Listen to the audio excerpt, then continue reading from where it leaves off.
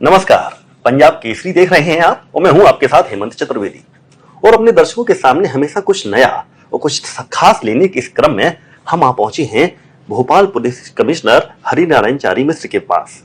हरिनारायण चारी जी, आपका स्वागत है पंजाब केसरी टीवी में। बहुत बहुत धन्यवाद। एक एमपी पुलिस का एक ऐसा अफसर जो अपनी ड्यूटी को लेकर जितना गंभीर है उतना ही लोगों के बीच लोकप्रिय है, और आप लोगों के इसी प्यार और डिमांड ने के कारण आज हम उस अफसर के बारे में कुछ और जानने के लिए उसके पास आए हैं।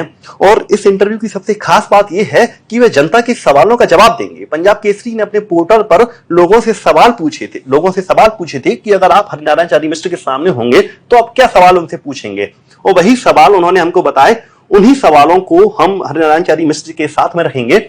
उनमें सबसे पहला सवाल एक सुनील राजावत का है। एक सवाल हम पूरा जो सवाल रहेंगे हमारे, वो सिर्फ हमारे ना लेके इस वक्त जनता के हैं। आप जनता के सवालों का जवाब दे रहे हैं। तो सुनील राजावत जी कुछ आपसे काफी प्रभावित हैं और उनका सवाल भी काफी अलग है। शायद वो आपसे मिले भी हैं। उन्होंने कहा आपके साथ सेल्फी भी ली थी उन्होंने एक बार। अच्छा। तो सेल्फी लेने वाले ऑफिसर बहुत कम ही होते हैं जिनके संग लोग सेल्फी लेते हैं। कि एक ऐसा अफसर जिसने गुंडा अभियान चलाया, मध्य प्रदेश में शुरू किया था, बहुत ही कड़क ऑफिसर जैसे कहते हैं। गुंडा अभियान पे भी आगे डिस्कस करेंगे। और एक ऐसा आदमी जिसके लिए लोग सेल्फी लेते हैं, लोग मिलते हैं, जुलते हैं। तो ये दोनों, एक बहुत ही नरम और बहुत ही सख्त, ये दोनों छवि मेंटेन कैसे कर लेती है?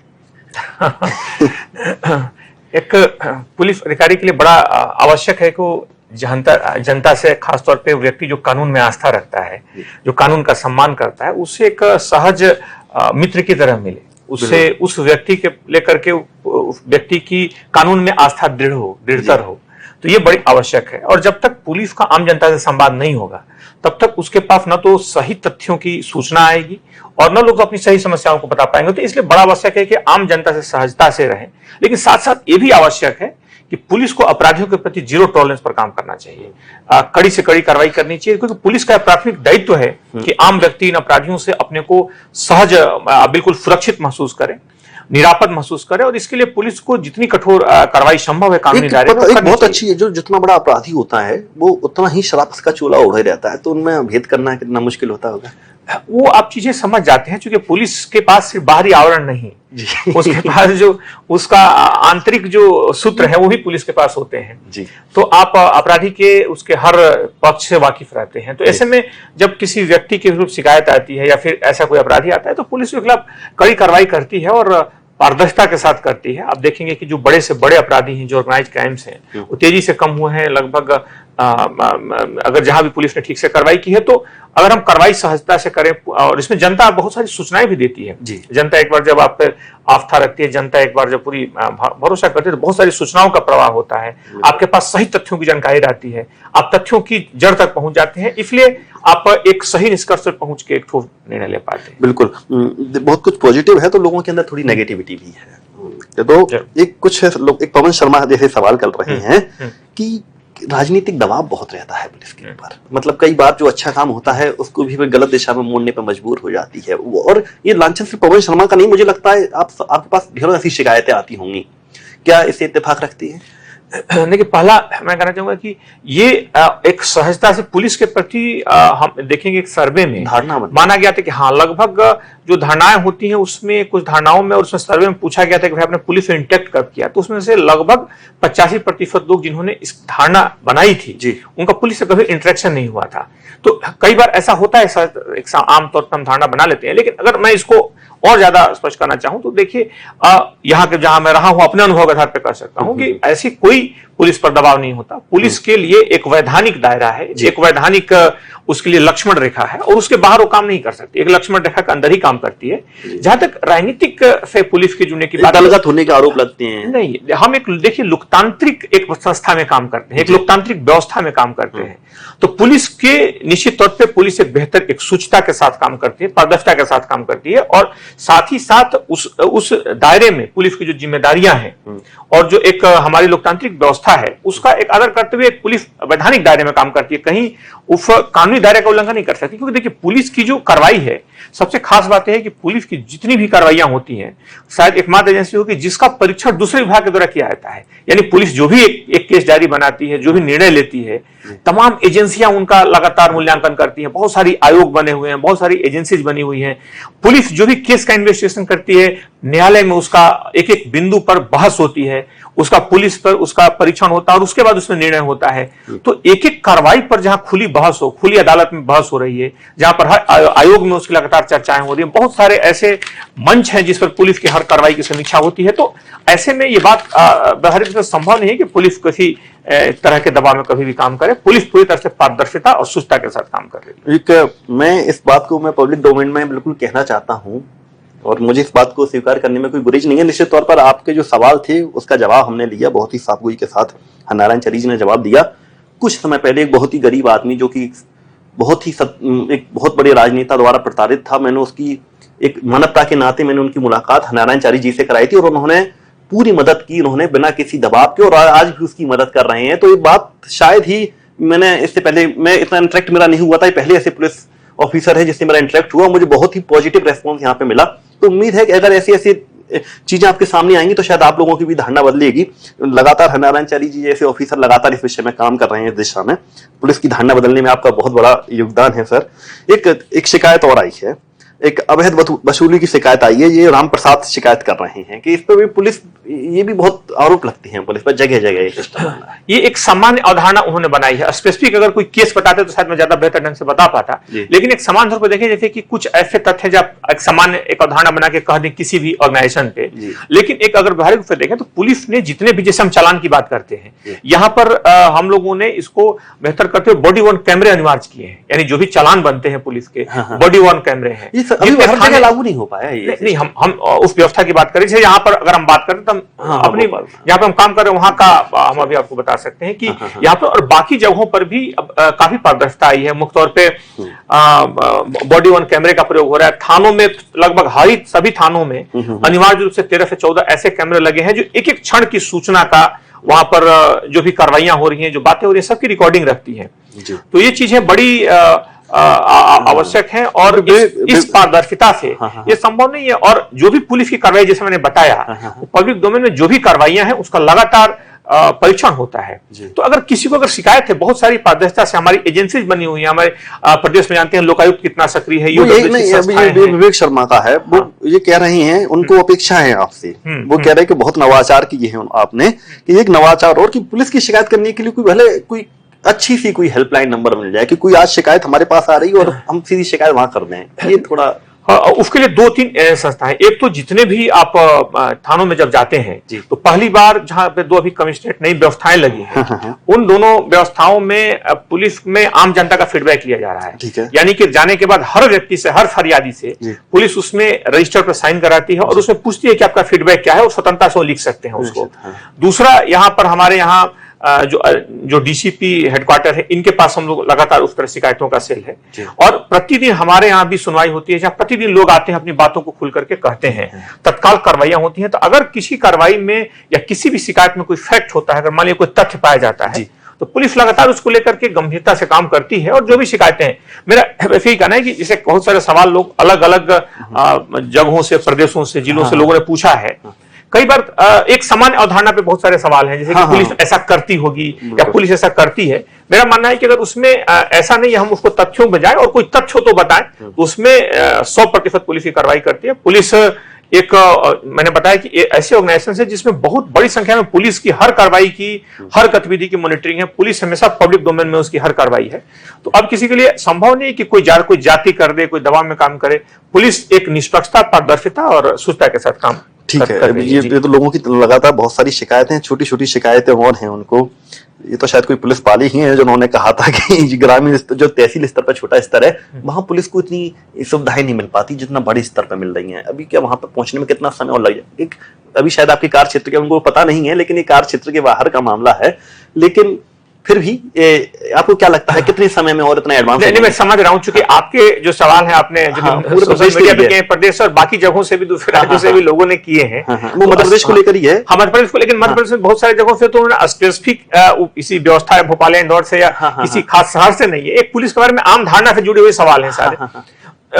पुलिस ने डायल 100 शुरू की है जो ग्रामीण क्षेत्रों में भी है, और वहां पे डायल 100 तक पुलिस पहुंचती है। नहीं, पुलिस वालों को सुविधा नहीं मिल पाती। पुलिस वालों को पहुंचने के लिए उसमें वारंट की सुविधा दी जाती है, और वो अनिवार्य होता है जितने बसें जो जाती हैं, जो पब्लिक ट्रांसपोर्ट है या जो बसेज हैं, उनमें वारंट प्रभावी होता है। तो वैसे बहुत ज्यादा उसको लेकर के समस्या नहीं है, लेकिन कई बार छोटे कस्बों में जो बहुत सुदूर के किसी ग्रामीण अंचल में ऐसी समस्या आती है तो उनको भत्ता भी मिलता है, खासतौर पे मोटरसाइकिल के लिए उसके पेट्रोल दिया जाता है, तो उसमें उनको सुविधा दी जा सकती है दुपहिया वाहन की।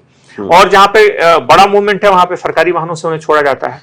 यह जरूर है कि कुछ जगहों पे समस्या थोड़ी बहुत हो सकती है ग्रामीण अंचलों में, लेकिन अधिकांश जगहों पे अब रोड की व्यवस्था अच्छी है, पब्लिक ट्रांसपोर्ट की व्यवस्था अच्छी है, और इसके लिए प्रशासनिक तौर पे वारंट की सुविधा दी जाती है, यानी कि उस वारंट के माध्यम से वो निःशुल्क जा सकते हैं सरकारी कार्य। एक कागज का होता है, एक वारंट पत्र होता है, वो प्राधिकार पत्र होता है उनका, जिसके भर करके वो देकर जा सकते हैं। तो ऐसी कोई किसी खास जगह पे स्पेसिफिक हो सकती है, लेकिन इसे आम समस्या। तो जो सतही शिकायतें थी वो हमने इनके सामने रख दी। अब बहुत शिकायतों पर उन्होंने स्पष्टीकरण भी दिया है। अब हम दूसरा मसला इनके बारे में बता दें कि आपने अभी तक बुलडोजर बाबा के तौर पर आप योगी आदित्यनाथ को जानते हैं, बुलडोजर मामा के तौर पर मुख्यमंत्री शिवराज सिंह चौहान को जानते हैं, लेकिन शायद आपको नहीं पता कि मध्य प्रदेश में सबसे पहले जो बुलडोजर वाला जो माफियाओं की कमर तोड़ने के लिए जिसने ये स्टेप लिया था वो यही ऑफिसर है जो इस वक्त हमारे साथ मौजूद है इंदौर में। जैसे ही इन्होंने यहाँ पर वार किया माफियाओं का घर तोड़ने में, तो मुझे याद है मैं उस समय मेन स्ट्रीम मीडिया में जुड़ गया था कि लोग जो 4-4, 5-5 साल से फरार चल रहे थे, वो जैसे ही मकान का नोटिस आया सीधे घर उन्होंने गिरफ्तारी दी है।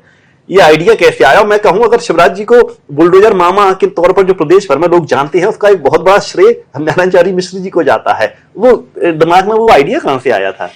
उसमें एक खास तौर पर जब अपराधियों से आप देखते हैं तो अपराधियों की मनोवृत्ति को समझना बड़ा आवश्यक होता है। हम लोगों ने जब इंदौर में खास तौर पर ऐसे लगभग 5 साल पर जब अपराधियों से लगातार ऐसे पूछताछ हो रही थी, तो कुछ ऐसे चैन स्नैचर और बड़े ऑर्गेनाइज क्रिमिनल मिले जिनकी सोच थी, पूछताछ में महसूस हुआ, हमारी टीम को हमें महसूस हुआ इस बात का कि उन लोगों के दिमाग में था कि कुछ समय तक हम जेल में रहना ही हमारा एक जीवन का हिस्सा है, और अब हमारा 30-40 इतने लगभग लूट और इस तरह की घटनाएं कर चुके हैं, तो अब इसको उन्होंने अपने एक व्यवसाय के तौर पे मान लिया था अपराध को।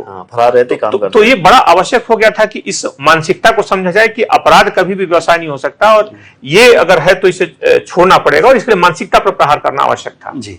इसके लिए हम लोगों ने मुख्य तौर पे नगर निगम और पूरी जो प्रशासनिक टीम थी उनके साथ इस पे चर्चा की, और खास तौर पर इसमें उनके जो अवैध निर्माण है उस पर हम लोगों ने फोकस किया, और उसमें पाया गया कि ऐसे अधिकांश अपराधियों के घर जो थे अवैध रूप से निर्मित थे, क्योंकि अतिक्रमण एक मानसिकता होती है। जब वो एक तरफ कानून का अतिक्रमण कर रहा है तो दूसरी तरफ वो तमाम लोगों की तमाम संपत्तियों का भी अतिक्रमण कर रहा है। तो ऐसे में जब वो कार्रवाई हुई और जिस तरह से जनता का उसमें जिस तरह अपराधों पर अंकुश लगा उस कार्रवाई से, इनके अवैध निर्माण के टूटने से, और खास तौर पर जिस तरीके से लोगों का जो प्रतिसाद मिला, जो रिस्पांस मिला, जिस तरीके से जनता का भरोसा बढ़ा, वो अविश्वसनीय था, आश्चर्यजनक था। तो इसके कारण हम लोगों ने फिर धीरे धीरे उसका विस्तार करते हैं, सरकार ने भी हाथों हाथ लिया उसको। शहर के 10 जो बड़े गुंडे हैं उन पे भी कार्रवाई की, फिर उसका और हर थाने में विस्तार किया, और लगभग 2 वर्षों में 300 से ज्यादा 17-18 के आसपास ऐसे बड़े अपराधियों पे, बड़े 16-17-18 की ही बात है, 17 और 18 में ऐसे बड़े अपराधियों को लगभग 300 से ज्यादा ऐसे तोड़े गए, और बाद में भी इससे जो ऑर्गेनाइज क्राइम है उसकी नींव पूरी तरह से कमर टूट गई और इंदौर में, और उसका काफी बेहतर प्रतिफल रहा। तो कह सकते हैं कि अपराधियों पर अगर इस तरह की बड़ी कार्रवाई होती है, और इस कार्रवाई में निश्चित तौर पर हमारे नगर निगम और बाकी भी अधिकारी थे, तो एक संयुक्त कार्रवाई से जो असर हुआ, उस असर बड़ा ही प्रभावी था, बिल्कुल, और उसको फिर लेकर के आगे बढ़ाया गया, पूरा देश ने एक्सेप्ट कर लिया। तो उसको देखो, सवाल बहुत सारे हैं, मैं सारे सवाल नहीं ले पाऊंगा, दर्शकों से माफी मांगता हूं, इतना समय नहीं है कमिश्नर साहब के पास में। एक अंतिम सवाल थोड़ा मुझे यहाँ तार्किक भी लगा कि अभी भी बहुत सारे ऐसे पेशे हैं जिनकी आड़ में कुछ आपराधिक गतिविधियों को अंजाम दिया जा रहा है। अभी एक दमोह का एक कांड निकलकर सामने आया है कि स्कूल की आड़ में एक बहुत बड़ा एक धर्म परिवर्तन का काम चल रहा था, और भी अलग अलग जगह से। मैं तो अब कुछ मीडिया संस्थान भी इसमें पाए गए हैं, उनका जिक्र कर सकते हैं, आपके सामने कई केस आए होंगे कि उसकी आड़ में कई ऐसे काम हो रहे हैं। क्या अब पुलिस को उस विषय में भी अपनी शैली बदलने की जरूरत है? मतलब आदमी क्या छोड़ देता वो समझ के कि ये जो चीज है वो शायद स्कूल है या अपराधों से मुक्त होंगे, ये संस्थान ये अपराधों से मुक्त होगा, लेकिन क्या पुलिस को कोई ऐसी स्ट्रेटजी बनानी पड़ेगी कि हमको यहाँ पर भी अब काम करना है, मतलब तीसरी नजर वहां पर रखनी ही पड़ेगी? क्या ऐसी प्लानिंग है राजधानी में? पुलिस का एक बड़ा ही जो मजबूत विंग होता है, जो सशक्त पुलिस के लिए आवश्यक होता है, वो इसका इंटेलिजेंस विंग होता है जी। तो इंटेलिजेंस विंग में खासतौर पे उन चीजों पे भी नजर रखी जाती है जो हो सकता है सीधे आपकी जो पुलिसिंग के जो बहुत सारे जो विजिबल चीजें हैं उससे अलग हो। तो इस तरह के कोई भी अपराध पर जिसमें अपराध एक छुप करके या किसी कलेवर में हो रहा है या कहीं उसको कोई आड़ लेकर के कर रहा है, कोई भी संस्था हो सकती है, तो पुलिस लगातार ऐसे संस्थाओं पर, ऐसे व्यक्तियों पर नजर रखती है। और पुलिस का एक जो बहुत सारे उत्तरदायित्व जो उसकी जिम्मेदारियां होती है उसमें से है, और उसका एक बड़ा सकारात्मक असर रहा है। आपने जिस घटना का जिक्र किया, मुझे उस तरह की घटनाओं पर सामान्य तौर पर पुलिस की सूचना तंत्र में वो चीजें आती हैं, और आती हो तो उसमें कड़ी कार्रवाई की जाती है। हो सकता है किसी सुदूर अंचल में कोई छोटी सी घटना ऐसा हो जो विजिबल ना हो, या थोड़ी देर के लिए हो सकता है छुप भी जाए, लेकिन ऐसी घटनाएं देर तक नहीं छुपती हैं, और जब पुलिस की संज्ञान में आती है तो उसमें कड़ी कार्रवाई अवश्य होती है। ठीक है, अंतिम सवाल, ये थोड़ा मतलब अलग ही, आपके काम से नहीं जुड़ा मतलब, लेकिन आपके जीवन से जरूर जुड़ा हुआ है। मध्य प्रदेश, अपने दर्शकों को बता दें, हमने एक दिन पहले ही गूगल एनालिटिक टीम की रिपोर्ट ली थी नारायण मिश्र के बारे में। तो पिछले 3 महीनों में ये टॉप 20 ऑफिसर्स, आईपीएस ऑफिसर्स में है जिनको गूगल पर सर्च किया गया था। तो मुझे लगता है ये मध्य प्रदेश ने आपको बहुत कुछ दिया है, आपने भी मध्य प्रदेश में समाज को बहुत कुछ दिया है, प्रदेश को बहुत कुछ दिया है। 2 दशक लगभग आपको मध्य प्रदेश में हो गए। तो ये सवाल मैं उससे कनेक्ट कर रहा हूँ, बिहार में जन्म हुआ, पढ़े बढ़े, जो मुकाम हासिल किया बिहार ने आपको दिया, अब पिछले 2 दशकों से मध्य प्रदेश में है। क्या मध्य प्रदेश भी उतना ही दिल के करीब हो गया है जितना बिहार? मध्य प्रदेश तो पूरे देश का दिल है। आपका भी दिल?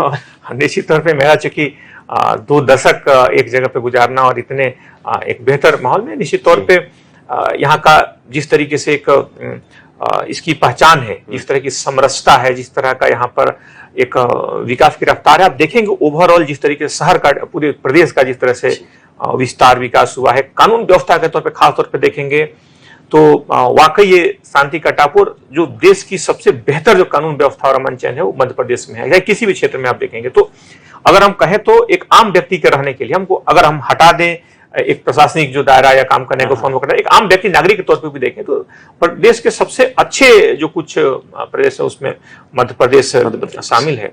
और खास तौर पर इसकी अगर सांस्कृतिक विविधता देखें, आप इसका प्राकृतिक भव्यता देखें, प्राकृतिक सुंदरता देखें, तो वो चीजें अद्वितीय हैं, देश में इसको विशिष्ट बनाती हैं। और खास तौर पर मैं तो अब क्योंकि 2 दशकों से हूं तो मेरा लगाव स्वाभाविक है, दिल के करीब होना लाजमी है, और मैं तो पूरी तरीके से इस संस्कृति और बाकी चीजों का आत्मसात कर चुका हूँ। तो इसी रिटायरमेंट के बाद मध्य प्रदेश में रहूंगा निश्चित तौर पे अभी। निश्चित तौर पे मध्य प्रदेश जो है काफी करीब है, और सबसे बड़ी यहाँ की जो संस्कृति है, यहाँ के जो लोग हैं, यहाँ के जो सांस्कृतिक जो प्रचुर समृद्ध सांस्कृतिक विरासत है, वो सारी चीजें उसको एक विशिष्ट बनाती है जी। और निश्चित तौर पे दिल के करीब होना स्वाभाविक। एक अंतिम सवाल, ये मेरा सवाल है, पहला ऐसा सवाल है जो मेरा है, अभी अपेक्षाएं क्या हैं आपकी? अभी मतलब और क्या अपेक्षा है? आपने बहुत कुछ, हालांकि अभी मुकुल ने, मध्य प्रदेश ने बहुत दिया है, आपने जो जिस ड्यूटी में कर रहे हैं वो ड्यूटी ने आपको बहुत कुछ दिया, फिर भी अभी बहुत कुछ शायद आप करना चाहते होंगे, वो क्या है? अपेक्षा कुछ, आपको जो जिम्मेदारी मिले, आपको जो उत्तरदायित्व दिए जाए, उस उत्तरदायित्व को आप बेहतर ढंग से अपने क्षमता के साथ ठीक ढंग से कर सकें, अपने बेहतर जो सर्वश्रेष्ठ आप तरीके से कर सकते हैं उस तरीके से करें। ये जरूर है कि मैं चाहूंगा कि जहां भी रहूं आप किसी भी उत्तरदायित्व में हो सकते हैं। पिछले दिनों में जैसे प्रबंध में था, पीएचक्यू में था, कहीं किसी अलग अलग जगहों पे भी रहा, तो आपको जो भी जिम्मेदारी मिले, जिस आप कैपेसिटी में काम करें या जिस नए परिवेश में काम करें, आप उस परिवेश में अपने एक पूर्ण मनोयोग से काम करें, ये है। और उसमें बाकी जिम्मेदारियां बदलती रहती हैं। एक अगर आप नौकरी की बात करते हैं, अगर करियर की बात करते हैं, तो एक तो लंबा सफर होता है, इसमें बहुत सारे आपको उच्चावच मिलते हैं, रिलीफ फीचर्स मिलते हैं अलग अलग तरीके के।